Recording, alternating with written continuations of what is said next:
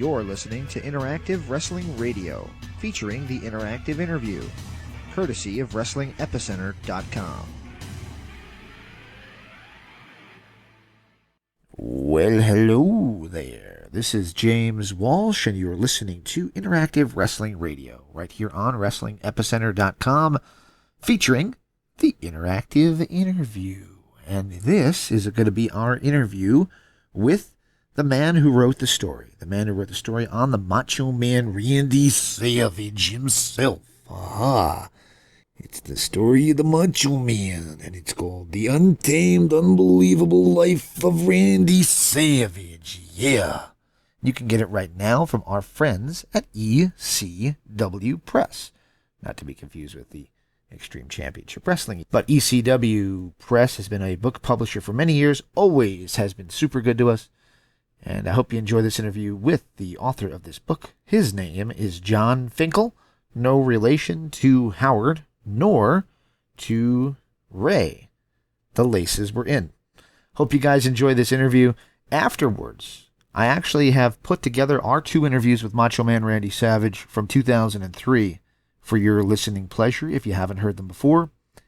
It's a very macho edition. Oh yeah, from the Wrestling Epicenter. Enjoy, and thanks for listening. Dig it? Yeah. Hey, this is the Macho Man Randy Savage, and you're listening to the Interactive Interview. Oh yeah. Hey, Mr. Finkel? Yes. Hey, this is James Walsh from the Wrestling Epicenter. How you doing this morning? I'm good, James. How are you? I'm doing all right. Is now going to be a good time to do our interview? Let's do it. Let's talk macho. All right. It's going to be a little bit of an old school style here. Not going to be on camera. Just going to be you and I talking. That is fine with me at this point. All right, cool. So I'm not sure how much Claire let you know, but I've been doing this a long time. And I was really, really lucky and naive when I first started doing this. And one of the first guys I called to do interviews when I started in like 2003 was Macho. And not only did he do it, but he did it twice with me. And it's like, I'm one of the few people that did like a podcast, even though they weren't called that then, interview with Macho. So it's very, very cool to do something to promote his book. So I'm looking forward to this with you. I appreciate that. Yeah, that's you are a lucky guy. He did not grant very many interviews, especially after like 2000 or so. Yeah, I kind of called him at the time that he was doing his gym, and he was starting to do like internet shows in his gym, and he said he took a couple bumps, and he said it was incredibly painful for him. But there you go. Yeah. The gym where he had the Mr. Perfect poem up on the wall. Yeah. All right, are you ready to get started? Yes, sir.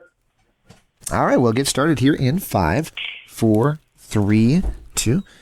And welcome back to Interactive Wrestling Radio. Joining us on the Newsmaker line right now is the author of a biography that I am extremely excited to have in my collection, and also that I was very nervous about when I first heard about it, and we'll get into that in just a moment. But he did a great job, so he doesn't get mad at me. He did a great job with the book. His name is Jon Finkel. Mr. Finkel, are you with me? Yes, I am with you. Thank you for that intro, and I understand your trepidation. I had the same thing starting the book. Thank you. I totally get it. Yeah, let's get that out of the way first. So the reason I was nervous when I was even asked about promoting the book was the A&E biography that aired with Macho that wasn't necessarily complimentary. Dark Side of the Ring also kind of could have been a little bit more complimentary to him. So my first thought was, I don't know how many more hit pieces I want to hear about a guy that I interviewed and was a childhood hero, and I kind of, didn't want to promote that. So I got the book, I've read the book, and that's totally not the case here. Every Macho Man fan can know this is a labor of love and something that is definitely fair. Yep, that was my goal was for everyone who grew up exactly as you mentioned, to get an awesome nostalgic memory, trip down memory lane, but to also cover his life from a journalist perspective. This is my 10th book, so it's very much a research heavy, interview heavy endeavor. But I wanted the focus and the spotlight to be on why he was so revered and how he became the man he became and the transformations he made from growing up the son of a wrestler to his baseball career, which I think is very important and informs why and how he became the wrestler he became. And then, his status and legacy. That was my goal. And I had the same feelings that you had about those docs. I just thought they were, engagement bait, basically, and maybe we're trying to get people who are on the edge of wrestling, but for the diehard fans who grew up with him, or even the casual fans who grew up, maybe just tuning in for WrestleManias or catching him, on Slim Jim and now watching the memes. I think this book it was a fun ride for everybody to go on. Absolutely. And you mentioned this is your 10th book. You've done, I guess the word would be legitimate sports before. And obviously I'm a big sports fan myself, but entering pro wrestling is a little bit of a different realm. It's a whole different kind of can of worms. What made you decide that this was the guy you wanted to break into pro wrestling and do a book about? Randy was my guy, right? When we watch sports, and I put wrestling or entertainment in there growing up, we all have our guys. Everybody, there's, if you grew up in the 80s and 90s, Hulk Hogan was always number one and everybody cheered for him, or at least most people did. But you still had your guy, just like, I was a Celtics fan, but of course I love Michael Jordan, right?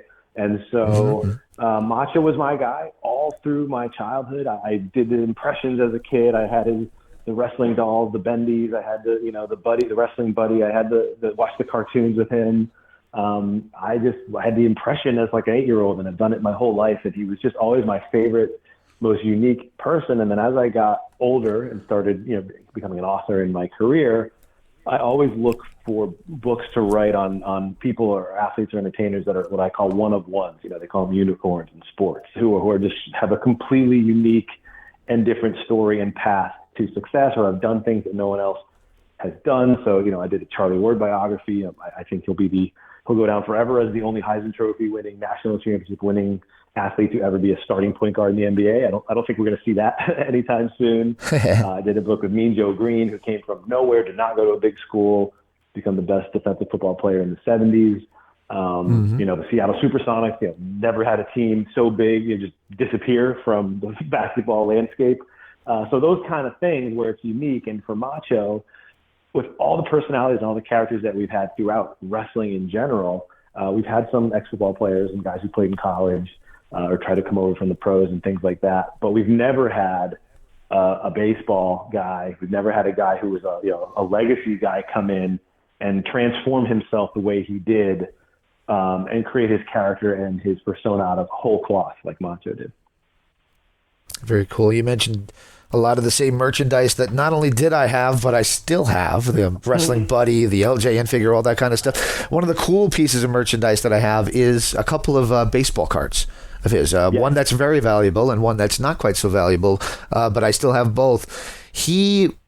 Obviously, baseball was his first love. I'm so curious. What's the valuable one? There's a sketched one. It's a sketched one. And if you go on eBay, people are selling it for like $20,000, and it's like a piece of cardboard. It's a piece of cardboard. Who's paying $20,000 for that? I certainly didn't, but there you go. Anyway, so where were we? So baseball was a big part of what made Macho Macho, and that is something that. And we'll talk a little bit about him, but Lanny Poffo told me in interviews as well about how much Macho loved baseball and how that was his first love before pro wrestling. As a guy, as you said, who came from mainstream sports and all that, was that even more intriguing to you than even the wrestling stuff, finding out just how good he was? I mean, for a wrestler, he was a great baseball player. He was, you could just say he was a great baseball player, right? I mean, That's true. The things I knew about Randy before I started. So for anyone listening, when you start a book like this, you have a blank page, and maybe 2 years from now you're going to have a 300 and something page book with a couple 100,000, 130,000 words on it. But you're just sitting there, and you just have what's a skeleton, an outline of, okay, here's the points we have to hit, right? We have to get from A to B to C. So you've got, we have to talk about Angelo and his who he was and how he became a wrestler, and his journey into wrestling and how that informs Randy. And then, his childhood with him and Lanny, and growing up the son of a wrestler in a normal town like Downers Grove. And then what was Randy into that, maybe it didn't have to be baseball, but whatever it is, what is he into as a child that informed the character and the person that became the Macho Man? And for him, it's baseball. And I just knew he played baseball like everybody else who was more than just a casual Macho fan. You knew the trivia, right? Oh, yeah, drafted by, with the Reds, and he signed the same day, Keith Hernandez did, all these things that you just kind of know that are just little trivia things. I had no idea that for him, until the day he quit baseball, there was no plan B to wrestle. It was baseball or bust till he was like 23. It was, there's nothing else. This is a guy who, as a 16-year-old, had a book bag and his bat bag that he carried all throughout school. He did, he had a weighted baseball that I talked to a ton of his classmates, and when they asked what you remember about him, they laughed because they didn't go to school with the Macho Man Randy Savage. They went to school with a very quiet, focused kid named Lanny Poffo, who would sit in the back of the classroom doing tricep extensions with a weighted baseball to strengthen his arms and constantly squeezing it to strengthen his forearms. And his dad and some of the neighborhood dads built a batting cage on the side of the house. And you could go almost any time at night. They had to put lights up because he was obsessed with hitting. And I mean, this is a kid who, anyone who's listening who follows baseball, he batted 500 as a junior and then decided over the summer to learn how to be a switch hitter, and then batted 530 as a senior, batting from both sides of the plate. I mean, this kid, he's thousands of cuts. He hung a tire from a tree near his house and just took thousands of cuts lefty and righty every day to strengthen both sides of his body for the plate. So when you think about that, that's just high school. You can kind of understand where that obsession translates, 6 years later or 5 years later when he decides to go into wrestling. Absolutely. He was all in on whatever he did. That seems to be exactly what he did. Yeah. So I've done a lot of interviews with people over the years, and most have nice things to say about Macho. There were some that were around during the time that they were running. I've heard other interviews you've done. You've used the word outlaw, opposition, whatever you want to call it. When Angelo decided to create the promotion that ran against Memphis, the opposition, the outlaw promotion against Memphis, they had some issues. He had some issues with some of the Memphis guys, Bill Dundee being one of them. How much in the book did you go into, if at all, some of those, harder relationships that Randy had forged from that time? Because obviously running opposition there's going to be people that aren't going to shine a positive light on that. Yeah, a lot of them. I talked to Rick Rogers and Bill Martin and George Weingroff, and a lot of the guys who, anybody listening who knows those guys, obviously, is a pretty diehard Macho Poffo, Memphis territory fan from the 70s, right? So those references may go over a lot of people's heads. But I went pretty deep into that, and only because this is Macho out of the spotlight, right? He's still, I divide the book into three parts. There's Randy Savage. So there's Randy Poffo, then Randy Savage, and then the Macho Man. And this is what I would call sort of the early Randy Savage period, where he was like trying on the character like a new pair of jeans, right? He was kind of figuring out what he could get away with, what would draw heat, what would get opponents riled up. And unfortunately at that time, they were also trying to run this business that Angelo started. He if people aren't aware, they used to work for other promotions. And then I'm sure he had the thought that we would all have, like, well, I have Angelo, and I have Randy, I have Lanny, and myself. I have two thoroughbreds right here. Like, why is somebody paying us? Like, we should be paying ourselves. Let's run our own business, basically. And when they started doing that, the quickest thing to do is to, you go after the king, right? Literally the king, whoever's at top. In this case, it was Jerry Lawler. Jerry Lawler, right. They did everything. There was no line they wouldn't cross to try to get attention. They would buy up seats at the front row of Lawler's shows and just basically swear at him, get kicked out on purpose. They would draw police presence on purpose. They would show up at his house when they knew he was away with a TV camera. But it wasn't really like a storyline because Lawler wasn't in on it, right? So, nowadays you'd watch it and be like, oh, this is brilliant. Because it's a work. People, both sides are aware of what's happening. But in the 70s, then it was actually not. They were pissed. They didn't like it, and unfortunately, they pushed it so far, and there's some great newspaper articles about it. They got booted from Rupp Arena. They couldn't perform in Rupp Arena. So it's like, imagine, being an act in Vegas, but not being able to perform on the Strip. Like, you just basically just cut yourself out, right? You need to perform there to bring out the big revenue days as a company, as a wrestling company, to be able to sustain. You can't just live off, high school gyms and armories and, like Campy fairs, right? And so once they did that, they were screwed, and that eventually led to them to having to disband. And Macho says in several different interviews, even newspapers back then, with Jarrett and all these guys, he had to kind of go hat in hand and say, well, we did this huge build, without planning it, but there's been no, we haven't actually cashed in on it at all. So I promised to be on my best behavior, but let's milk this cow here and give the people what they want. And they did the loser leave town and all the famous stuff from that area. Absolutely. And I mentioned the somewhat famous parking lot fight with Bill Dundee, which he talked about in detail in a previous interview. You can still find that with me on my site for those who want to hear it. But the one thing he did say is he loved Lanny.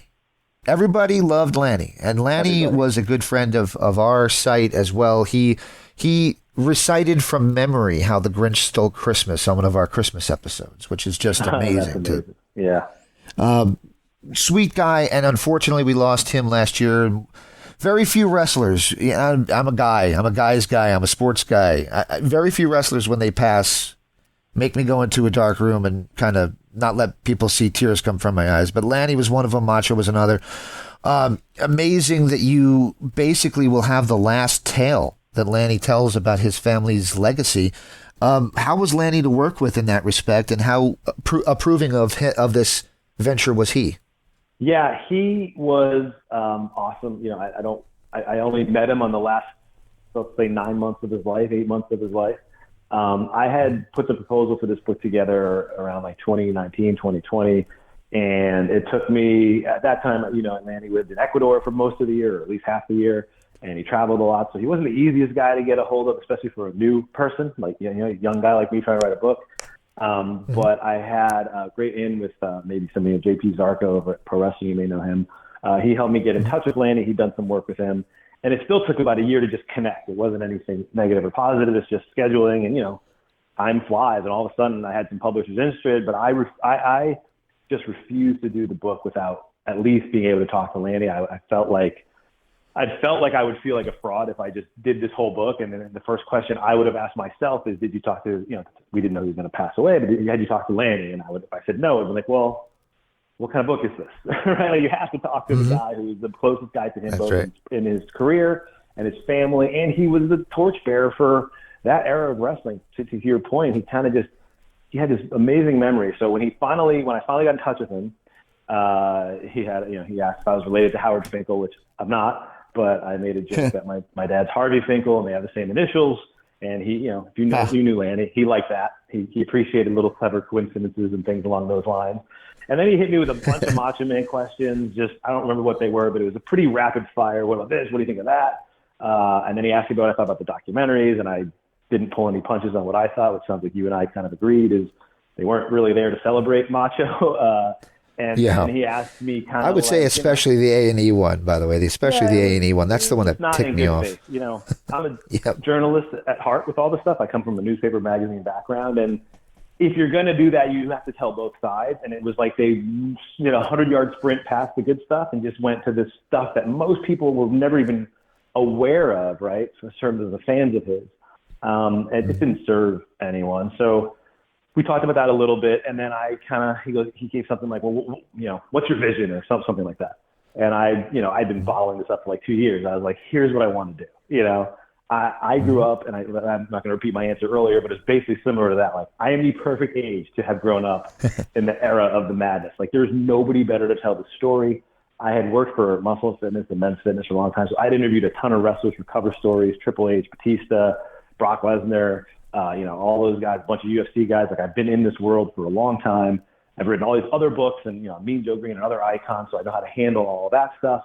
And I want to do the definitive biography of Randy, explaining why he meant so much to so many of us.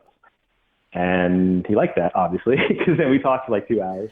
And I had him, he's like, what do you want to ask me? And I was like, how long do you have, sir? I had already done a lot of research, so it wasn't just like, it was specifics, like when you were in Lexington, what was your house like? What was your apartment? What was traveling like? What was breakfast in in your house growing up like? What was it like walking in an arena with your brother when your dad was getting booed? Like, really, the stuff that only he would know is what I tried to keep our questions to. I didn't want to regurgitate stuff he told the documentaries. And I told him that. I said, I've seen the documentaries. I've listened to a lot of your interviews, especially around when he passed away.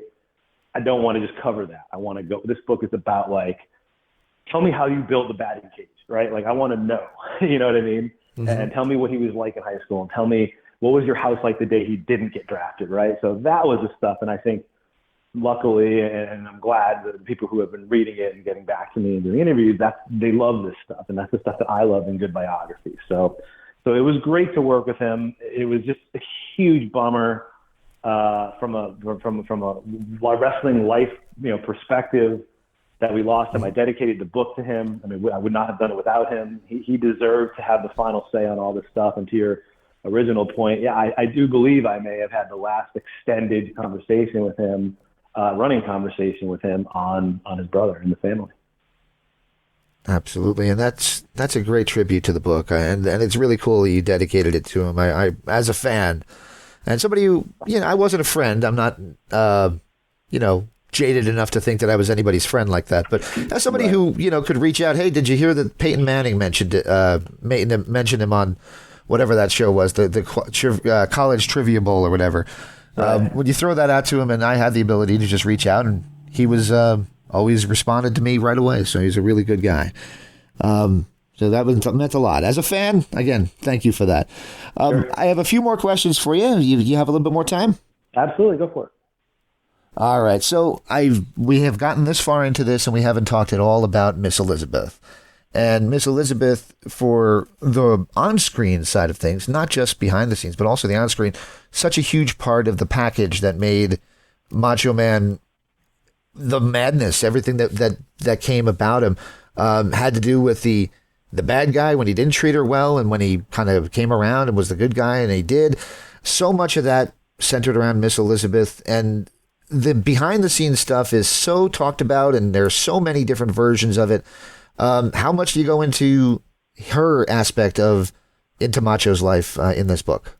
Yeah, pretty heavily. I dedicated a whole chapter to her. My favorite part of the Elizabeth saga is not, the salacious things that, he definitely was obsessive compulsive. He definitely was controlling. He definitely, was paranoid, especially in the deepest moments of the mega powers imploding, plus his personal life with her imploding, plus the pressures of stardom. I mean, he did not probably behave 100% as maybe any of us would, but I don't know if anybody else has been in a position where, while their real life relationship with someone is being billed as a massive event, pay-per-view for hundreds, for millions and millions of people, the same woman you're marrying on, in front of everybody you've actually just been separated from, and, everything's crashing down around you personally. So it's a pretty unique spot. But the best parts of the story with Elizabeth is all the stuff that I didn't know leading into it, which, some of the guys from the early ICW days who were with them informed me on. Lanny certainly informed me on. I mean, we didn't know. I didn't. They just met at a gym. Like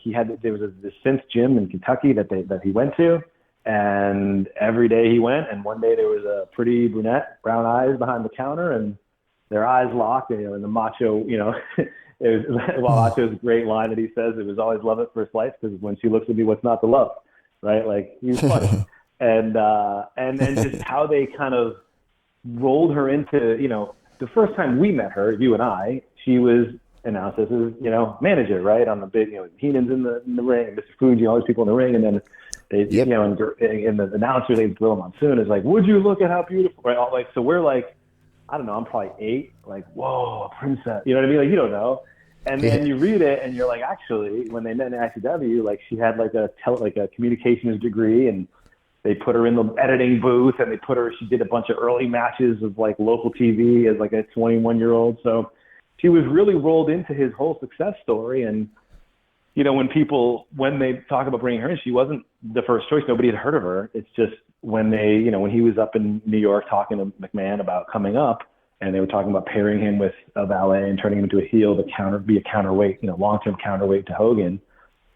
He just threw out like, my wife might be really good at this. And the rest is history. That is absolutely awesome, and I'm glad you do cover that. WrestleMania 3, the match with Ricky Steamboat. Many people, including myself, think that changed the course of pro wrestling. That near falls that were in that match, the athleticism that was in that match. It kind of was the first of its kind in some way, at least at that on that scale. Do you think that's absolutely true? Do you think that definitely had a big impact on turning wrestling into the style that we see now, especially in the WWE? I do, and I actually give it a little probably more weight for the storytelling side, because what they did with Steamboat, where, you know, I believed he couldn't talk and his larynx was crushed and the bell, like it was so theatrical. And it was awesome. Like, it wasn't, I write it a little bit about it in the book, but I love that they didn't just go with like, he's in a cast, you know, like, oh, he broke his arm, so he's going to heal for WrestleMania. Like, they went with some weird thing. Who the hell knows how long a crushed larynx and throat box heals? Like, no one knows, and he can't talk. And, you know, like, it's such a weird, it was just such a brilliantly unique thing to lead into it. And then the match itself was so, I mean, I know everybody knows the history of the 167 steps or however many it specifically was. But the idea that's lost is when you think about the triumphant moment of everybody's career. Of course, Macho won the title and all these other things, but he lost. He willingly lost. Like, think about that. Hogan never did that. Like, when you think about these guys who they, you know, in this particular way of entertaining, they can win or not win. It's a choice, and you have an ego. And he just knew deep down what would work for the fans. The redemption story of Ricky was bigger at that time than Macho winning, and he was happy to do it. And to me, that's what's kind of lost in the whole thing, is the idea that all the decisions made were for the audience's benefit.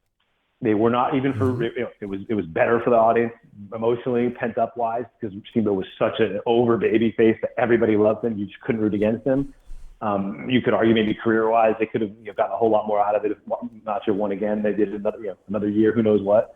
But the fact that the only thing these two guys cared about was putting on a perfect performance for those in attendance is like the purest, best part of this thing. And so I agree with you. It was a landmark match. Yeah, there's one other match that kind of comes to mind when you talk like that, and that was the match 10 years later in WCW against Diamond Dallas Page, which made Diamond Dallas Page. The fact that Savage said, okay, and DDP's told the story on this show. You know, he walks in the room and he says, you know, what's the finish going to be? He says, I take the diamond cutter, 1, 2, 3. And I take the cutter. DDP, yeah, exactly. Yeah. Almost falls off the chair. There you go. But, yeah, so that's amazing that you got that story in there too. We talked a little bit about, and we'll get to the end of his life in just a second, but you talked a little bit about it with Elizabeth, and also Macho signing with WWE and the conflict with Hogan, which would be basically, you know, Hogan and Macho are joined at the hip. You know, they're still releasing action figures of the Mega Powers, you know, decades later. You say in the end, the final chapter, that there was a meeting between Macho and Hogan at a doctor's office, and that they really did reconcile. Now, I am a big Hulkamaniac as well. Hulk and Macho were my two favorites, and they still are.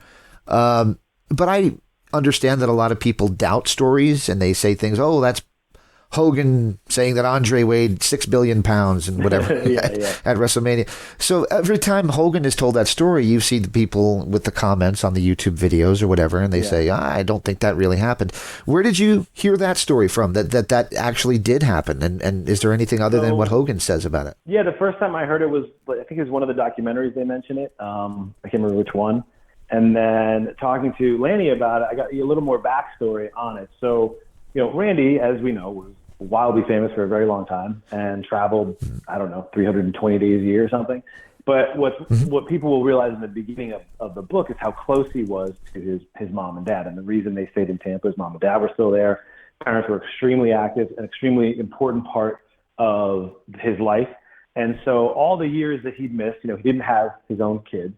All the years that he'd missed doing things with his parents, when he finally really retired for good and kind of got off the beaten path, even moved from his condo in Tampa to like a 1-acre house. And I drove to it literally in the middle of nowhere in Seminole County. Like, just, you know, you're driving down one tiny road to another dirt road to a road that says nobody drive past, you know what I mean? Like, and then there's this giant house there, which is where he lived. He kind of relished in being there for his parents, taking them all their doctor's appointments and taking them around town. And it's Tampa. It's not, it's not New York City. It's not this massive place. And Hogan lived pretty close. And so from what Lanny said, they did actually bump into each other. I can't remember if it was cardiologist office or which one it was.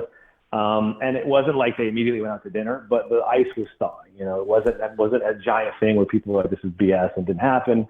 But the way Lanny describes the Hogan story and a few of those other ones that popped up of reconciling, even with, everyone knows the famous video with the, video game and Randy doing it, is that like in those final couple of years, and he obviously didn't know he was going to pass away, but I named the chapter Serenity because Macho seemed to have, for the first time, understood his place and that he kind of done what he wanted. He'd become a legend.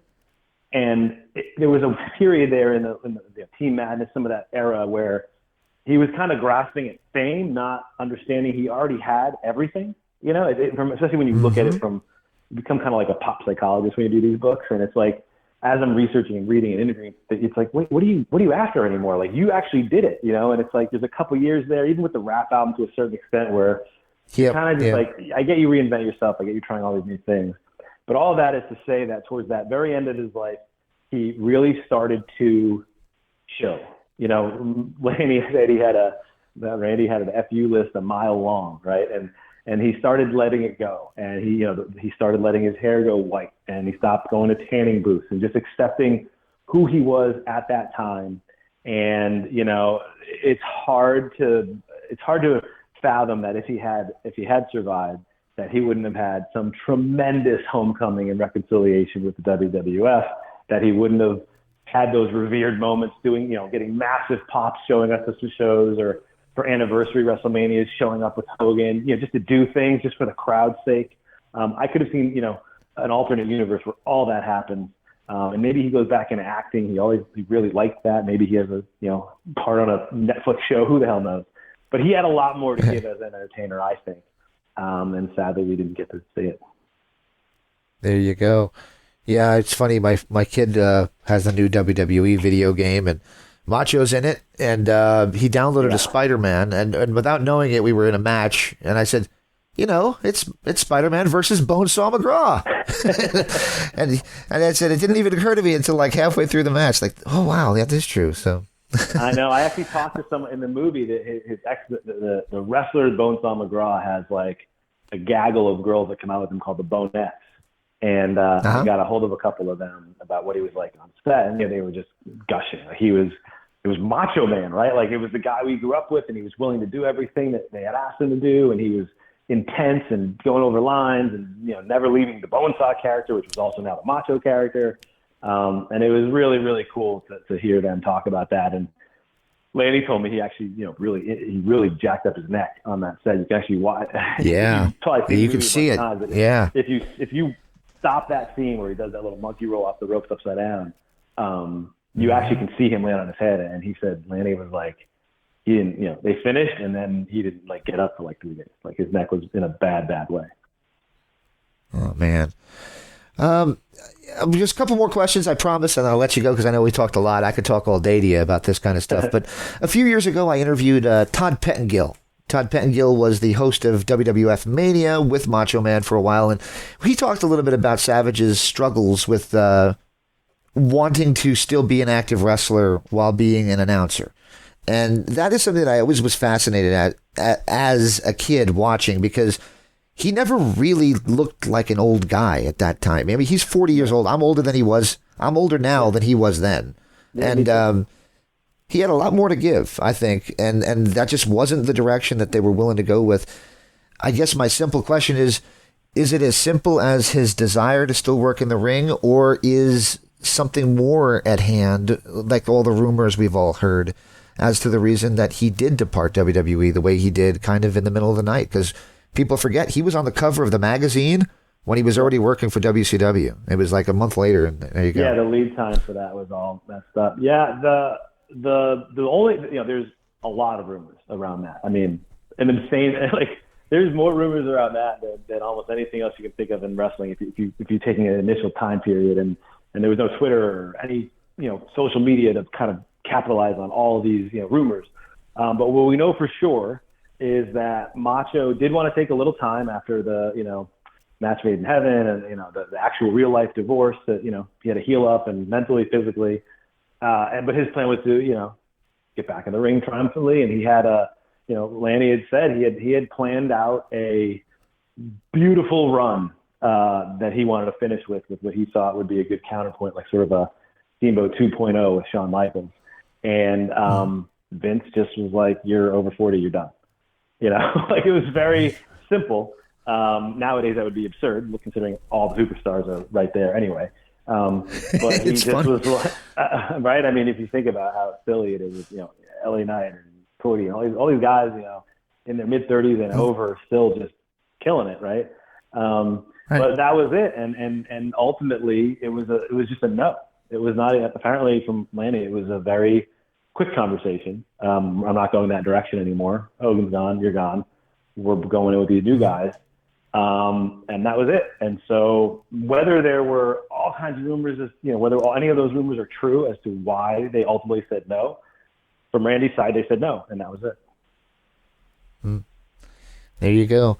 Well, I guess let's start wrapping up with a couple of the kind of introspective questions from the book. Now that it's out there, now that people can get their hands on it, now that it is published and finished, what is your takeaway, and what do you want the legacy of not just the Macho Man, but of the book to be? I would love the book to be the definitive only place you need to go to understand who Macho Man was. I believe it incorporates the best aspects of some of the pieces of the documentaries that came out, very small amounts of them, but you get the entire story of who Randy Poffo was, why he ended up having to create this Randy Savage character, and why the ultimate move was to become the Macho Man himself, and why that character in particular resonated with so many of us. And so when people are reading the book, I want them smiling, right? Like, you're learning so much about a guy we knew almost nothing about as he wrestled, especially pre-internet, pre-everything. You can YouTube stuff, you can Google a lot of things about him. But, I interviewed his whole high school team, his minor league teammates, all those guys in the ICW. We've seen Hogan, when he passed away, we saw how many interviews with Hogan and Jake, all these, all the guys.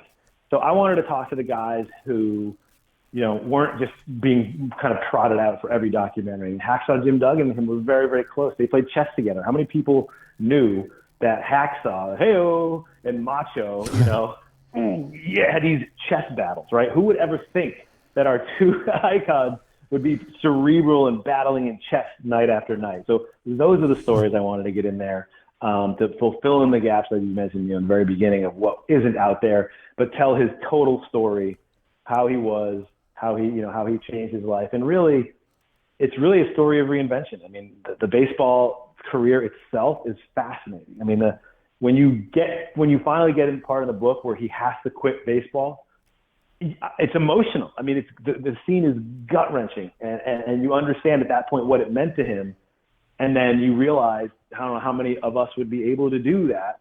He completely let go of that dream, swallowed it, and went after another one. Do you think that how intense he was is partially why he's not with us anymore? I don't know. Medically, right? We've lost a lot of these guys from that era. He did try steroids and some other things, and he lost in all of this is that while most of these guys, The Rock goes from wrestling or football to wrestling and goes 245 pounds to 245 pounds or whatever he was, 260, whatever his final weight was. Macho finished baseball at like 180, 185 maybe. He had built an entire physical body around baseball. So when he first gets in the ring, he's tiny. His brother's already 6'2", 240, right? He's getting thrown around like a rag doll, and it doesn't look good. Even Dusty Rhodes saw him really early in Tampa and was like, he was a string bean. You could see the talent, but he was far too small to be convincing to take on any of these guys. Yeah. So he just went on an absolute bodybuilding, muscle, protein-eating tear to get up to 240, and it took him a year and a half or so. And then he stayed there. He did not have the issue, I think, physically and maybe health-wise, was he unlike Lanny, and even unlike his dad to a certain extent, did not have a naturally big frame. He was about 6'1". I mean, he DDP, I've heard him in many interviews, maybe one of yours, you guys said, like, he's like, I don't know if at the end of his career barefoot he was even 6 foot at that point. Like, he walked on his toes. He did all the stuff he did to look bigger. Even when he fights Warrior in WrestleMania, as an adult watching it, he looks like a kid out there. I mean, Warrior picks him up like I pick up my son. You know what I mean? Like, he's not a giant man. And so, you know, who knows, spending, you know, if your natural body weight sits at 190 and you live your life at 245, you know, who knows what toll that takes on your heart and everything. So I don't know. I'm not a doctor. I don't speculate, but I wrote for a lot of fitness magazines, so I know what it takes to maintain that kind of mass. And who knows, maybe that was just too much on his heart.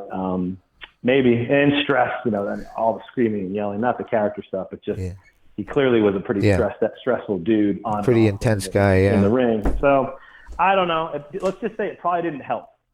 You know, it probably did. That's true. Well, I want to tell you, I appreciate you taking the time to talk all this stuff with me about the book. And the book is out now. You can get it on Amazon.com through our friends at ECW Press. And it is a really, really good read. I will have a link to it on the website. And like I said, you got a stamp of approval from probably one of the top 5 Macho Man fans in the entire world. So it means the world to me. Thank you. I appreciate it. Hey, thanks for taking the time to do this with me. You got it. Thanks so much. I will let you know when I get this online. Do you have a Facebook or a Twitter or anything? I can send it to you, a link to it when I get it up online. Yeah, I'm Twitter at JON_Finkel, FINKEL. So my name, just with an underscore between it. And then, to tag me in whatever you'd like. I'll share it out there. This should show you that I'm a little bit outside of the wrestling world. My first thought wasn't Howard Finkel. My first thought was Ray Finkel, and the laces were in. So, well, let me tell you, I have a website, my website, and I do a lot of blogs and interviews, and I actually have an interview with Sean Young about playing Ray Finkel. An interview called Finkel to Finkel. If you're interested, you might enjoy that one because it's kind of like a meta interview of like, I was basically like, what was it like being a Finkel for a movie? And goofy, that's but perfect. Since you referenced it, you might enjoy that. I think I would. All right. I appreciate your time again, and I got to get back to my day job now. All right. But thank you for the time.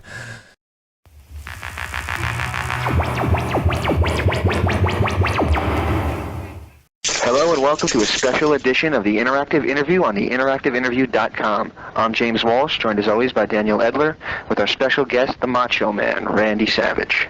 How you guys doing, man? Doing very good. First question I got for you is, what was it like growing up in a wrestling family?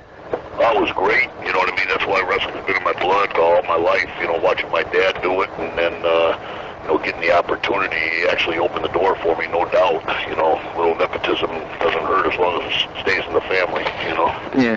But, he paved the way. He was a pioneer. That's why a lot of people, a lot of wrestlers out there, got to respect the guys that pioneered before them. Give them a little respect, whether it's a member of their family or whether it's just anybody that was in the wrestling business beforehand, because, it's what it is today because of those people, so we've all enjoyed this great run that we're having. And it's a beautiful thing. Excellent. Dan, you want to field the next one? Yeah. Where did your name, the Macho Man, come from? Let's see. Way back when I was playing professional baseball, got in a fight with a guy on the other team, and then I dragged it on for a couple of months when I saw him later, and then everybody was asking me, that was when the first name came out, even before the Village People and all that, they said, what are you trying to do, be a macho man or something like that, and I guess everybody just started calling me as a rib, and it just kind of stuck. Who helped train you and teach you the ropes? My dad, mostly, to help me be introduced to wrestling. No doubt about that, but then other people along the way, I just kind of watched people and just kind of, if something looked good to me, then I would give it my individual style, and that was it. What was the Memphis territory like working for? Which had the Memphis territory? Yes. Territory. Jerry Lawler, Jerry Jarrett, and all those guys over there. It was fun. It was crazy. we went nose to nose against each other for a while, but then we worked together then too, but it was just men getting involved, you know what I mean, in the business and not always agreeing on what's going on. Do you feel the pile driver you gave Ricky Morton through the table helped spawn the hardcore generation of wrestling? I think it might have. I know that there was definitely a shocker around the world, and a lot of people talk about it. And most of my interviews, a lot of people mention it. So if it had anything to do with the people, what's going on now, that's great. But I also want to caution all the wrestlers out there is that just even though wrestling's dangerous, that's the nature of the beast. Just be a little bit careful, because you still have to bring the money home to your families. Right. Dan, you want to field the next one? Yeah, you wore some really extravagant outfits during your time in the WWF. How much input to the design did you have? Totally 100%. I owned all the outfits, and just, some of it was way crazy, way off the chain, but that's where I was at the time, and just, I always tried to adapt to change, and not be a dinosaur in this business like Triple H has called me, so, you never know when time's going to pass you by, but I always try to keep up with the times, and sometimes you're it's just the nature of the beast again, that, the time is going to pass you by, but then it's one hell of a run. How did you decide to leave the Memphis territory and head to the WWF? Because it would seem to be time, Vince McMahon was doing this, worldwide thing, and I wanted to see how my talent, or what I thought was talent, would survive with all the best. And you always want to go where all the best is, just to see how I don't want to be a big fish in a little pond. I want to be a big fish in a big pond. And I found out that I was good enough to compete up there, and it was a fun ride. Vince McMahon gave me that break that I needed. You always need an opportunity. Success is when opportunity meets preparation. And that's the deal. And he gave me a break, and I just ran with it. What was your opinion? What was your memories of your first Intercontinental title run? That was fun. First time I had a belt up there in New York, and just going to I won it in the Boston Gardens, which is a crazy place, crazy town. I love Boston, and it was great. It was the start of things to come. Tito Santana, I remember taking it off him. Right. You actually lost the belt to Ricky Steamboat in one of the best matches of all time. What is your memories of working with Ricky? That was great, working with Ricky, but even more than that was the rush coming. It doesn't matter who you're working against when you got 93,000 plus people, like in the Pontiac Silverdome, which was the world indoor record, which was props to Vince McMahon for being the promoter that night. That was incredible. I mean, that's something that can really never be equal as far as a rush going down to the ring. I mean, you might be on television wrestling in front of zillions of people around the world, but they're not there in that building with you. Dan actually has a question. Times 20,000, 40,000, but this was 93,000 plus people. When you signed for the WWE, or WWF as it was called then, did you really expect to be pushed quite as far as you was? And how much of a shock was it that you became such a huge superstar? Well, I'll tell you what, you always, aim your goals high, and I had goals to, be welcome like that, hopefully, you know what I mean? Never, have I been a person not to remain positive, I'm a positive person, but at the same time I have to admit that I even exceeded my goals, who could call that? It was just a wonderful thing, and and I still say that I'm lucky, being a part of it, because I mean, a lot of people like to take credit, 100% credit for everything, but I know in actual fact that you have to have the opportunity, and Vince McMahon gave me that opportunity, and I appreciate that.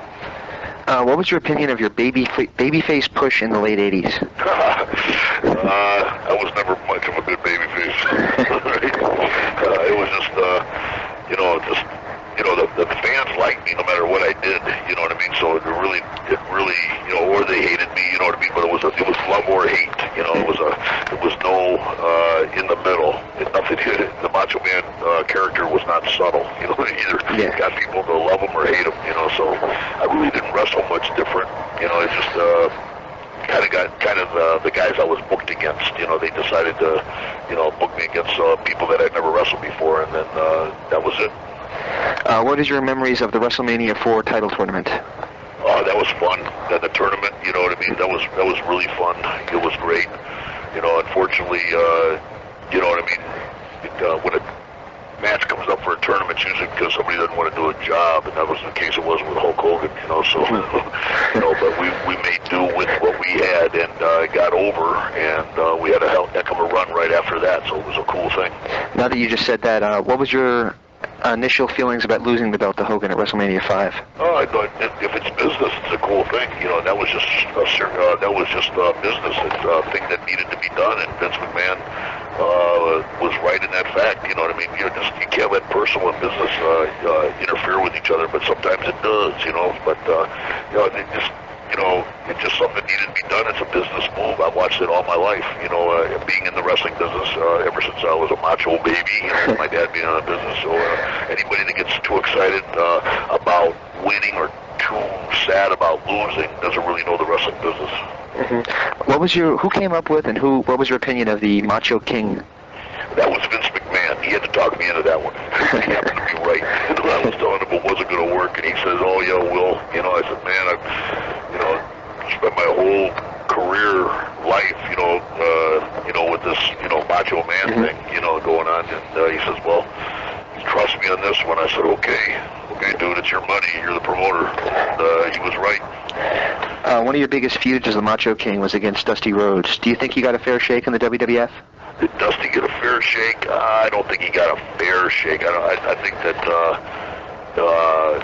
he could have got a better shake. He did good with what he had to work with, you know, but he wasn't, you know, I mean, he was a legend. Dusty was a legend with the American Dream. You know, they didn't need to reinvent him and put polka dots all over. I think that was a rib from one of the guys at the booking committee, you know, to see if he would do it, but which is sad, you know. But you know, but that's the nature of the beast again. You know, the ribs. Sometimes ribs carry on into the ring. What are your honest opinions about Ultimate Warrior? Ultimate Warrior, me and Ultimate Warrior get along good. You know, we really do. You know, he's crazy, but I'm crazy too. So, you know, and sometimes when I was talking to him, I found myself actually understanding what he was talking about, which was kind of nuts in itself. You know what I mean? You say, well, about me, you know, I suppose when I talk to people like yourself, you know, you're probably thinking that, you know, this guy ain't wrapped too tight, you know. But Warrior and myself, we had some good matches, I thought, and he was very agreeable. You know, I mean, we got along. We never had a problem. Was there a hidden or underlined reason behind the retirement angle? I can't remember at that time, you know, exactly what the reason was. But I don't think that there was. Otherwise, I would remember it. But it was just probably one of the things that, you know, just to have a blow off at WrestleMania. There's probably nothing really to it. During your time in the WWF, you worked with major, like, super talents. Can you give your memories working with especially Ric Flair and Jake Roberts?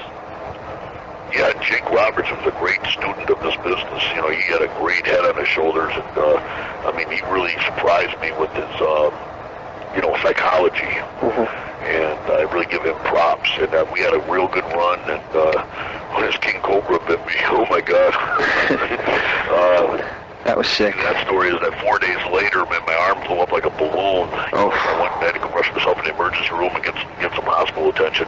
But then 12 days later, his snake died. So, you know, I think he got the snake got the venom from me. Snake Roberts came up to me and said, "You killed my snake." I said, "Man, I tell your snake to back off." Things won't happen like that. How about working with Ric Flair back then? Ric Flair, if you work with Ric Flair back then or 100 years from now, it's going to be the same match. I rib him about it, and he takes it real well, you know, but, you know what I mean? And we've had some differences, but, you know, never that bad. You know, I got a lot of respect for Ric Flair because he works hard. He really does care about entertaining the people, you know, but he does have a certain style, and no matter what style you wrestle, you have to wrestle his style, otherwise that's it, you know. And you know, even though I have a style myself, you know, I try to adapt it to the person that I'm wrestling with, you know, a little bit anyway, you know. But Rick has got one style that seems to work for him, and he sticks to it. What led to your decision to leave the WWF? Just because they were going for young guys, you know, the new generation, and, you know, Pat Patterson was in Vince McMahon's ear saying, oh, we got to, you know, don't even, you know, make a transition. Let's just go for the new generation, you know. My deal was is that I still thought I could wrestle, you know, had some years left in me, and I, you know, and I was in a, you know, good position where I just didn't want to be trashed, you know what I mean, just for no reason. If it makes business sense, that's fine, you know. But Vince McMahon with that going to the new generation didn't work right away. You know, finally, you know, slid some, you know, old timers or legends or guys that were over with the people and rubbed up against newer guys, and then he made it, you know. So that going to the new generation didn't work for him right away. Is that why they stuck you as an announcer for a while? Yeah, that's right. I actually wanted to be an announcer. I wanted out of the ring because I could see what Pat Patterson was doing. What was your early opinions of WCW? Early opinions of WCW, it was the strangest run business I've ever seen in my life. Not just the wrestling business, but any kind of a business. It was crazy. You know, it was just like, when I got there, Hogan already had everybody jumping through hoops that weren't there. You know what I mean? So it was kind of crazy. You know, it was just like everybody serving Hogan, and that was it. You know what I mean? We really don't care if the business does good. And actually, they stumbled on a couple of things, like the NWO was huge. You know, it was huge, and there's no reason, you know, to end it like that, you know. But you know, the jealousy in the dressing rooms, and you know, just Hogan being way out there and all that kind of stuff. It was a terrible thing. It's you know, when something so great is going so good, I mean, why ruin it? Why not just roll with it? How did the company change when? Sorry about that. How did the company change when the NWO came to be? The company changed. The stock went up. We were selling out all over, and the ratings went up. It was crazy. You know, it was a good thing. It was a rebel thing. The people loved it. You know, the people loved it, but the boys in the back didn't like it. Did you enjoy joining it? What's that? Did you enjoy joining the NWO? Yeah, I did. I had a good time with it. And then when I split off it, I thought we had a, you know, good thing going with it. You know what I mean? It's all timing. It's all, you know, entertaining the people, and the people were really entertained. It's just that when you got something going good, you know, so you keep going with it. You don't have to ride it all the way out, but just let it go for a while. You know, because the people loved it. What were your memories of working with Diamond Dallas Page, who recently retired? Good memories. He works hard. He really cares about the business. He really wanted to make it big, and he did. You know what I mean? And if I had a hand in doing it, that's good. You know, Diamond Dallas Page really works hard at this business. He was a student of the business. He cared about it. You know what I mean? And you know, he got a chance to have a run, which he always wanted to do. I know he wanted to do it because it was very apparent that he wanted to do it. In 1998, you suffered a rather severe leg injury. How severe was it? Oh, it was pretty bad. I had 3 knee operations, you know, and the same knee, so that really slowed me down. You know, so I'll never be 100% like I was before the knee operations. You know, it's one of those things. I was a catcher in baseball, playing football, and all that kind of stuff, and just the wear and tear. You know, finally something's got to go. You know, I thought I was bulletproof for all those years. Any injury that I had, I just kept going, but. That's the deal on that one. That was a good one. You beat Sting for the belt, and then eventually lost it to Hogan the next night. How much politics were involved in that? There was always politics in WCW, you know, so that was standard. Just Hogan's.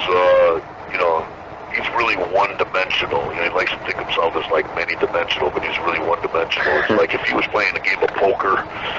You know, I've been around him a lot. You know, so you can tell by his face what kind of a hand he had. He can tell you what kind of down cards he had without even telling you. You know, but it's fine. You know what I mean?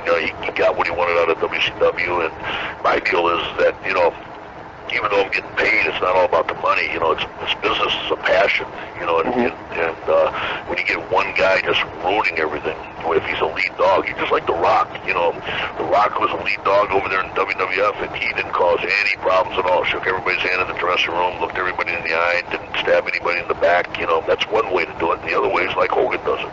Oh. What was your opinions of the original idea of the Wolfpack?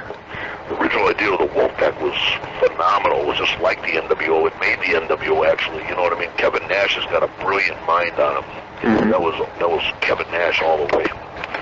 You know, Kevin Nash and Scott Hall and Six Pac, great guys. You know what I mean? And their psychology of the business is phenomenal. Kind of like a Jake the Snake type of psychology, only completely different. Dan, you want to field the next one?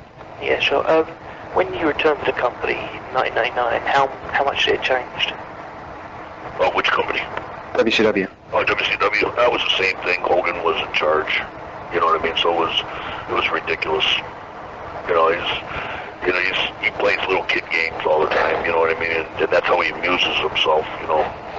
So and when a guy's got power like that, or thinks he's got power like that, and you get somebody, you know, like I like Eric Bischoff and everybody, you know, everything, but you know, he really did, you know, cater to Hogan's, you know, wishes, and unfortunately Hogan didn't have the team involved. He just had this individual selfish self involved, and that's what you get. Memories of your feud with Kevin Nash? Great memories of my feud with Kevin Nash, because he's hysterical. A good friend of mine, and he's hysterical. He's got a head for this business. He's got a tremendous mind in this for wrestling, and a personality to match. You know, so he was somebody that really caught on to the wrestling business. You know, and you know, he knew how to get himself over and knew how to keep himself over, and it was a cool thing, because when I worked with him, it wasn't just a one-sided deal. You know, he was, you know, like concerned about entertaining the people like I was, so we got along good. In your last appearance on WCW Monday Nitro, I believe it was in November of '99, you were quoted as saying, "The bullets are out of your gun." Who was that directed towards? It was directed to Hogan. I was going to get him on TV and sucker him into a match. What was your opinion of Vince Russo? I really haven't met Vince Russo more than one or two times, so I really can't make an educated opinion on, you know, on what I thought, what I think of him. You know, so I really don't know. I didn't work underneath him as far as his booking, and so I really don't know. I can't say. I've heard a lot of things, but my deal is that if I don't know him firsthand, I don't say anything about it. In 2000, you made one appearance on a Thunder. You came to the aid of the Millionaires Club. Was there any planned further appearances for the company at that point? Not really. That was a one-shot deal. Let me congratulate you guys on your questions. You guys have done your homework. you guys know the business. That's good. But you know, and I went up there as a show in good faith for WCW, because you know they needed a shot in the arm, and you know, I was back home, you know, just chilling out, retired, and everything like that. And Eric Bischoff called me up and kind of like a favor type thing, you know, which I was happy to do for him, because you know, Eric always treated me good. What was your opinions of the eventual demise of WCW? The demise of WCW, if anybody didn't see that coming, they were totally blind and deaf, you know, because you know, it doesn't matter how much money you got back in the company, you know, if you're just throwing money away frivolously, or, you know what I mean, or just not listening to the people. You know, the barometer should be the box office, what goes out of the box office, who's paying the tickets, or who's watching on television, the pay-per-view, or who's watching when Nitro was getting those big ratings. Those are the people that you listen to, that you get an opinion from. You don't get an opinion from a self-serving person like Hulk Hogan. You know what I mean? Because you know you're going to get bad direction, and which is proved. But he's just laughing about the demise of WCW. But in actuality, he should be really ashamed of himself, because there was a lot of people there that lost their jobs, you know, because of that, and they can't feed their families, maybe. You know what I mean? So he doesn't care anything about that. Dan, you want to field the next one? Slightly. We've got a few questions from the forums. But first of all, I want to ask you about your newest venture, MachoMan.com. I've been surfing around it. It's a brilliant design with that flash images at the top and everything. You've got a VIP area. I just want to ask you about what you've got planned for the site in the future, any projects that run with it, and what's going to be in the sign-up area. Well, the deal is that I'm starting wrestling on the internet. This is a passion that I've wanted to do for a long period of time. I wanted to give back, and guaranteed that we're going to have wrestling on the internet. That wrestling is mostly dominated by one person. That's Vince McMahon. With the WWE, I'm sure you know that. You know what I mean? But there's room for an alternative wrestling group, and I got a bunch of young, hungry lions that want an opportunity, just like I was when I got my opportunity from Vince McMahon, and they're going to get that chance on MachoMan.com. You're going to see the craziest interviews, the craziest matches. It's going to be wrestling like you've never seen it before, and it's just going to be. It's going to be off the chain, no doubt about it, and I'd rather, instead of talking about it, just witness it, and what we have up there is completely nothing compared to what we're going to do. It's just the tip of the iceberg, because the creative ideas are flowing. There's so much talent out there that is not signed by the WWE, that want a chance to be seen by the world, to show what they've worked so hard to do, to get their talent to where it needs to be done, and they've worked hard, and they deserve to be seen. And on the World Wide Web, you're going to be able to see some faces and some gimmicks and some personalities and personas that you have never dreamed of. You never would have got a chance to see if it wasn't for MachoMan.com. So it's a wonderful thing. It's a way that I'm going to give back. It's put a spring in my step over here in Florida. And wrestlers from all over are excited about it, and the fans are excited about it. I'm starting to come out from underneath the woodwork, you know what I mean, and doing interviews like I'm doing with you right now. But I'm excited about it, and it's a passion that I have, and I'm really excited how it's turned out. I've had a lot of questions from fans asking how can they become involved in the site, and how can they help out with the site. So what advice would you give to fans who want to become a part of the match? Help out with what? I didn't hear that. Help out with what? Help out with the site, or help out contributing to the site. Oh, if they would email me all their suggestions to Macho Man Mail at AOL.com, we're actually going through them, and we're getting suggestions, and we're going to be in touch with those people. It's going to be a crazy ride. We're not going to be able to, because of thousands of emails, don't get me wrong, but we're going to be putting out a newsletter, letting everybody know what's going to be happening next. But this thing is this wrestling animal, which I call it. It's going to be so freaky. It's going to change.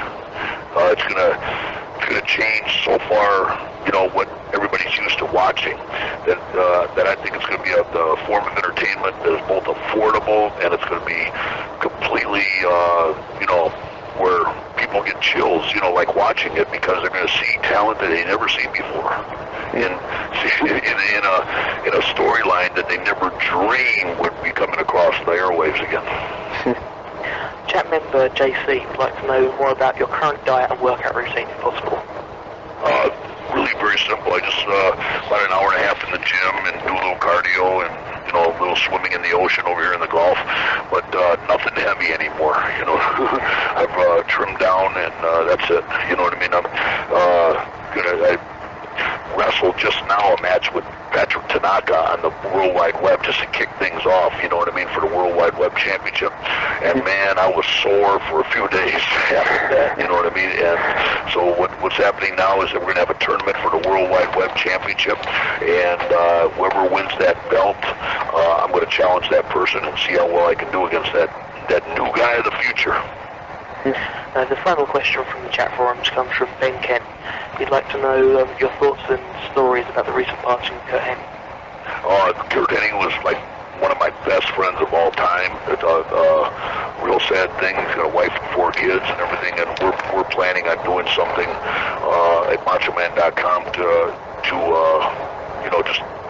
just to help out, with the Kurt Hennig estate, but Kurt Hennig, we're actually getting a picture blown up that Bob Seger, the musician, drew of him, and we're going to put it up in the hall where the wrestlers come out of as the perfect wrestler to emulate. We think that much of Kurt Hennig. Wow. Great, Yes. In early 2002, you issued a challenge to Hulk Hogan on OneWrestling.com. Whatever happened to that, and what went on behind the scenes that we never heard about? Well, here's what happened is I offered him a chance to wrestle for free since we both made a lot of money in this business. I challenged Hogan with all the proceeds going to the All Children's Hospital. Real fine charity right over here where we both live, that helps sick kids, and time of need. And I gave him 2 weeks to accept the challenge. If he didn't accept the challenge, I was going to give 10 grand to the kids, for a little token thing. But for all the pay-per-view money, what it could have been if Hogan Savage would have wrestled and gave all the money to charity. But in 2 weeks, he dodged the questions. And even on the radio down here and all that kind of stuff, gave me a million excuses, like it was a tax write-off I was doing, and just everything, just to get out of the match. So he didn't accept the challenge, and I paid $10,000 2 weeks later at Christmas Eve so the kids could have some kind of a present. But that challenge is still wide open for Hogan. There was some confusion about your appearance in the WWA. You were evidently booked, and then something happened a couple days before it. What exactly went on? Yeah, in fact, Andrew McManus matched the $10,000, by the way. Oh, wow. Kids. And another businessman over here in Tampa put in another grand, and that actually was $21,000 now that I remember. So that was really cool for Andrew McManus to do. Just the confusion was that we just didn't have a deal. It came close to a deal, but we just didn't have a deal. Dan, you want to take the next one? Yeah. What do you feel lies ahead? Do you feel is the future in the wrestling business? In specific, the people in WWE, but also in specific, the people that will be working with you in your Worldwide Wrestling Federation. Who is the future? Mm-hmm. Yeah. Who would you call the future superstar, future Macho Man sort of superstar talent? Wow.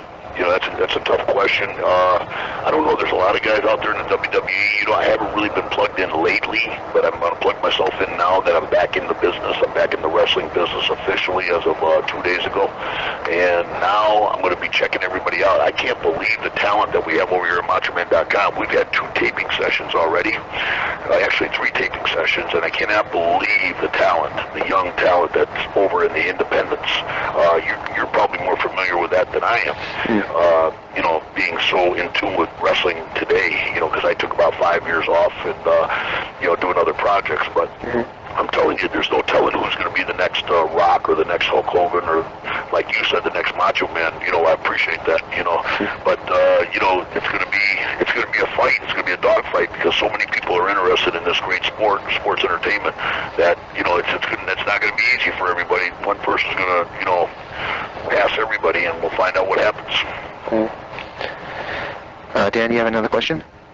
Okay, do you want to do the word associations? We're just going to mention a word or a name, and you just give us your honest gut reaction. It could be a one-word answer. If you have a lot of things to say, you can go on a wild rant. It doesn't matter to us. The first name, and I hope that doesn't disturb you too much, but Elizabeth. No, just that's my ex-wife, and we just went different ways. Wish her the best, and that's it. That was a run. Angelo Poffo. My dad, my hero. Lanny Poffo. My brother, the poet, the genius. Sherry Martel. Sherry Martel was a good girl, man. I liked her. She was a good manager, and she worked really hard. You know what I mean? And she was worked hard outside the ring, made my job easier. I don't know how you're going to react to this one, but Road Warrior Hawk. Oh, yeah, me and him don't get along at all. We don't get along at all. Anytime 2 guys mix it up and it ends up in court when one wrestler sues another wrestler, that's ridiculous. Hulk Hogan? I got nothing good to say about Hulk Hogan. He's a punk, you know what I mean? And if everything comes around, dude, you know what I mean? I don't know if he thinks he's flying high right now, but I got something for him if he ever wants to come down to the planet Earth. Sting, good dude, and great athlete. Eric Bischoff Bischoff is a good friend. He's a cool guy. He just gotten tangled in that cobweb or that spider web over there at WCW where Hogan had him, you know what I mean? And he put some faith in the wrong guy. Vince McMahon. Vince McMahon is the guy that gave me my big break on June 17th, 1985. Wow. And I'll always appreciate that. And the last one might be another one that bugs you, but Gorgeous George. Who's that? The real Gorgeous George? George Frankenstein. Oh, okay. No, she's a good girl. Yeah, no problems. Okay, cool. We'd really like to thank you for this interview. Would you like to plug your website one more time? No. We're getting hit enough over here. But that's cool, though. You know, any word you can get out, that's fine with me. We certainly will. Thank you very much. It's your fans. One message to my fans is that thanks for the run. It was unbelievably great, and you know, the wrestling business is something that you really can't take yourself out of, and so I'm plugging myself back in to pass the torch to the new generation, and that's what a lot of the guys should do around here. But you know, the Hulk Hogans are not going to pass the torch. They're going to pass you a torch that's not lit and too heavy to hold, and I'm not going to do that. I'm going to do it. I'm going to get these young guys going, and you're going to be entertained by seeing guys that work really hard and care about their career, and they're going to be excited to show it for you. Excellent. We really would like to thank you. It's been an honor for us to speak with you, and stay tuned for more for the interactive interview. Oh, yeah. Hey, this is James Storm with America's Most Wanted. You're listening to the interactive interview. If you don't like that, sorry about your damn luck.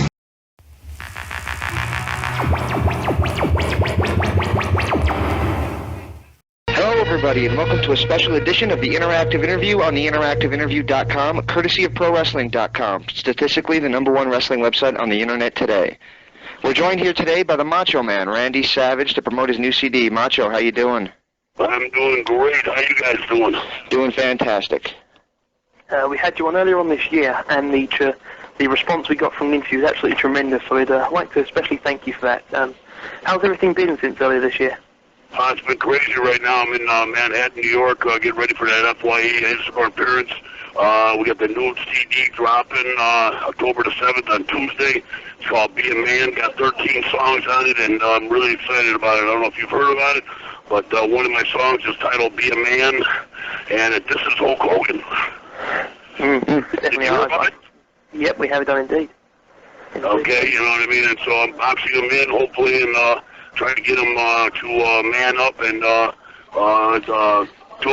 a fight with me, you know, a real fight. And that's what I'm excited about over here. The people are pretty excited. You know, they've been backing my music. I collaborated with DJ Cool on Hit the Floor, and it's one of the 13 songs down there. And I even got a tribute song for Mr. Perfect, my perfect friend, Kurt Hennig, who passed away earlier. It was a real good friend of mine and buddy, and you know, just a tribute song to him. Switching gears real quickly, how is your online wrestling company going? Let's see, that's just on hold right now. It just never really got off the ground because of whatever, you know what I mean? Just because the music thing got started, and I couldn't really devote a lot of my attention to it. I might get back to it after this. Drop a couple CDs on the world.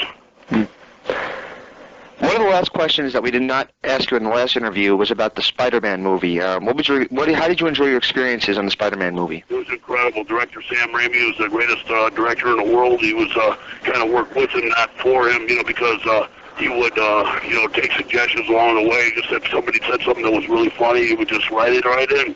And it ended up being the 5th all-time movie of all time. So I was really excited about doing that. Bonesaw McGraw was the character I played, and working with Spider-Man, Tobey Maguire, and William Dafoe, and Kirsten Dunst. That was all fun. Better. Okay, how did you come up with the idea to go into the music business, specifically the rap genre? You know, just I'm not taking myself too seriously as a rapper, you know what I mean? I'm just trying to entertain my wrestling fans, and I'm real excited about, I'm not about the East-West thing at all, you know what I mean? Just I'm bringing probably some wrestling fans into the hip-hop rap genre that probably wouldn't even be exposed to it, you know what I mean? Even though rap and hip-hop got a big audience, you know, there's a lot of wrestling fans out there, so I figure it's a win-win, but the only person I am singling out is Hulk Hogan, kind of like Ja Rule and 50 Cent, you know, they got a thing going. I got a thing going with Hulk Hogan, and I'm begging him to accept the challenge and be a man for one time in his pathetic lifetime. Who were some of your musical idols? I would say Eminem, LL Cool J, Aerosmith, Guns N' Roses, just on and on, just Run DMC,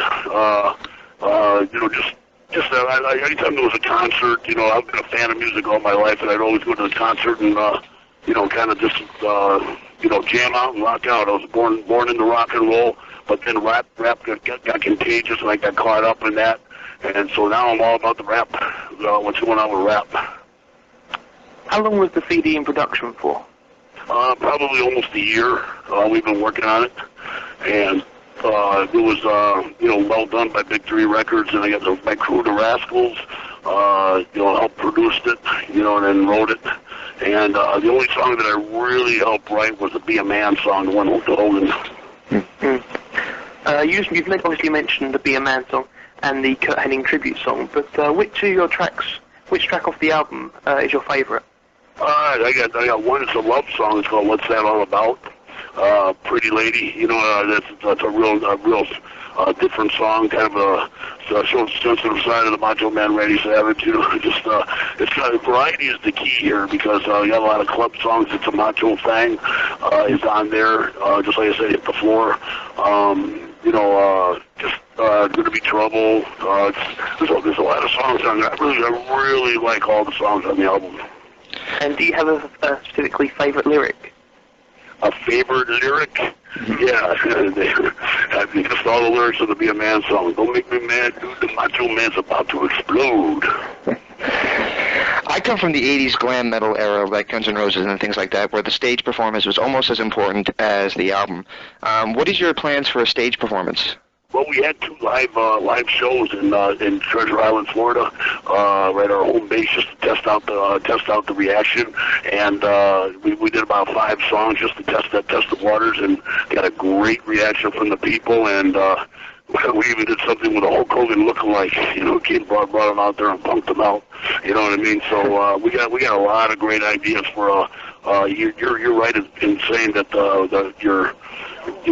what you do on stage has got to be truly entertaining, just kind of like the wrestling, is maxed out. I want the people to enjoy themselves, not just about the music, but about the presentation, the lights, everything else goes along with it. Is there any plans for a tour? Yes, there is. In fact, I'm in the middle of a promotional tour right now, but we're actually 3 days away from dropping the CD, but there's a lot of interest in actually giving concerts. In fact, my concert tour manager, Ron Harris, just got through talking with Hawaii, possibly doing one down there, you know what I mean? And so we're very close in locking in a tour, an actual tour. But we're, it's kind of like work in progress right now because we're getting so much excitement going, and it's kind of like we can't do everything at one time, but we're gonna do the best we can to entertain the people as we go. Moving gears slightly, we've got a couple of questions from the fans. I'd like to know what are your views on the John Cena character portrayed on WWE SmackDown. Yeah, I think he's doing great. I think he loves music just like I do, and I hear somebody told me that he even said something positive about me, so I'd like to return the flavor, you know what I mean, and just wish him the best of luck. I know what he's going through. He's doing a lot of traveling, doing the wrestling thing, so I say props to him, and maybe sometime we'll collaborate on the song. And another question, because you've of course brought up Hogan quite a lot. Recently, Jim Ross mentioned that he wouldn't be too interested in seeing Hogan versus Savage. He said that he wouldn't be interested, he said. Yeah. He wouldn't be interested. Well, last time I saw that Jim Ross wasn't the owner of WWE. He always, talks like he is the owner, or you know what I mean. But maybe he owns one share. But other than that, I really don't. If Jim Ross says something like he's not interested, it really doesn't affect me that much because he's, like I said, he always talks like he's the owner. But Vince McMahon is the owner. Jim Ross is always one pink slip away from being in the crowd. Wow. Cool. Would you like to do something that would be sort of along the lines of the WWE products with Hogan, or would you prefer something kind of outside, off limit, no limit? Something independent. What's that? Would you prefer to do something with Hogan in the WWE, or would you prefer to do something independent or on your own accord?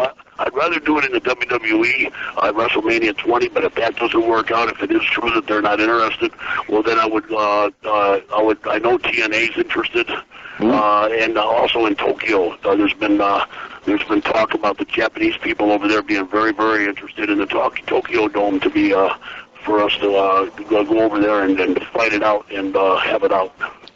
When you keep saying, but otherwise, an independent promoter, that would be fine. If a radio station backs it up, or if a charity backs it up, that's fine with me. When you say fight it out, do you mean wrestling match or real fight? A real fight, not a work, but a shoot. The first shoot ever in business. Yeah. What record label are you on? Big Three Records. Yeah, Big Three Records is the record label, my crew is the Rascals. It's D-A, like duh. Yeah. And Rascals is R-A-S-K-U-L-L-S. And it's a crew of 5 guys. And that's the deal.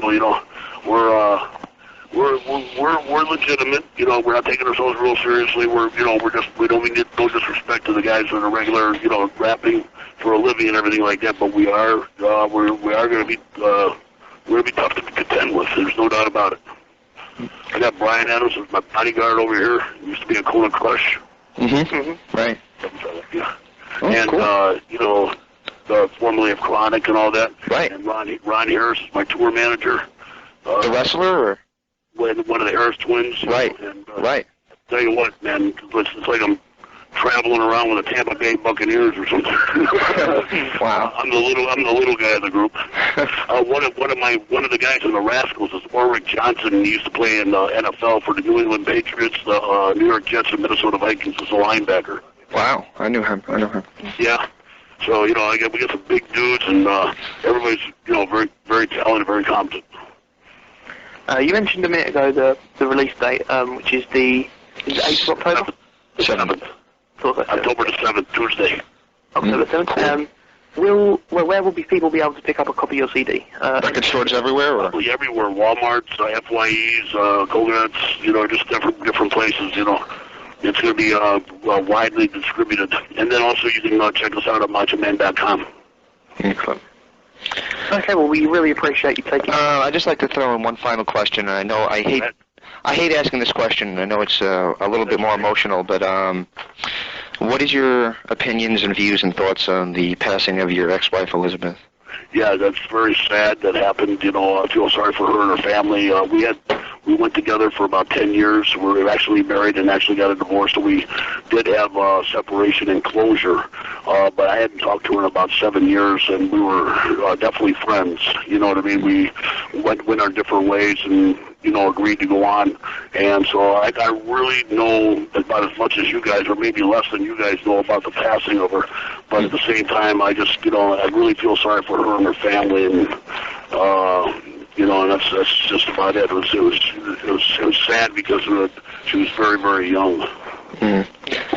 Well, we really can't thank you enough for coming on again, and if there's ever anything else you want us to promote for you, we're more than grateful to have you on the show. I appreciate that, and I'm sorry to be caught in a hurry like this, but they got me running around. But after the CD drops on October 7th, if you want to give me a call back, we can get busy again. All right, thank you very much. Okay, guys, I'll talk to you later. This is Interactive Wrestling Radio.